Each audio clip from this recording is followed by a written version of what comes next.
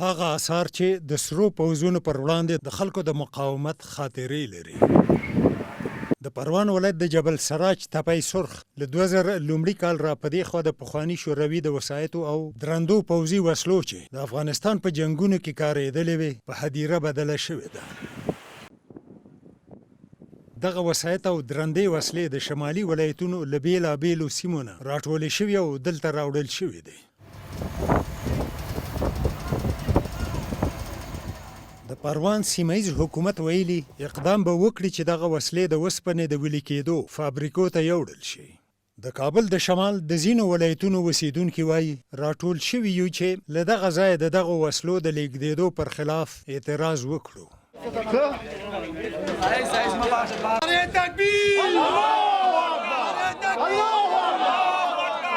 یک تعداد خائنایی که در وسط است میخوایم که آثار جهاد مقاومت محو و نابود بسازه.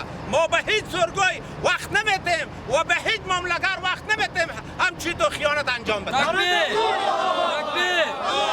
در پشت دست‌های بیرونی دست دارم میخواهد آثار جهاد و مقاومت موزیم ملی افغانستان انتقال بدن ذوب و انگلارن بسازن که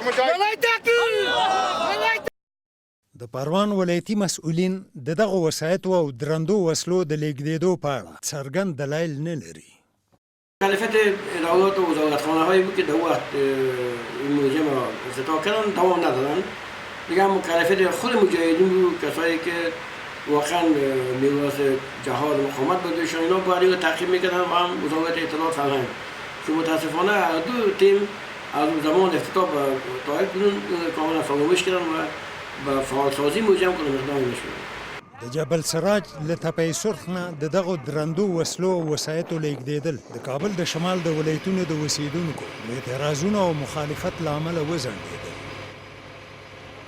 د پروان ولایت د مسؤلینو د معلوماتو په اساس د دغو وسایطو د ویلې کېدو لپاره د مایهن په نامه له یو افغاني شرکت سره تړون شوی چې بهر ته د وسپنې د ټوټو د قاچاق مخه ونیول شي. هڅه مو وکړه په دې اړه د یاد شرکت د مسؤلینو نظر ولرو، خو هغوی له خبرو کولو ډډه وکړه. د جبل سراج تپی سرخ هغه ځای دی چې یوه برخه د وسایطو او درندو وسلو د ټولېدو پر ځای بدله شوې ده. دغه سیمه پر افغانستان د شوروي پوځونو د یرغل پر مهال د شوروي پوځونو یوه مهمه پایګاه وه. په 2003 میلادي کال کې د افغانستان دولت اعلان کړه چې په دغه سیمه کې د جهاد موزیم جوړوي، خو تر اوسه په دې برخه کې کوم عملي کار نه دی شوی.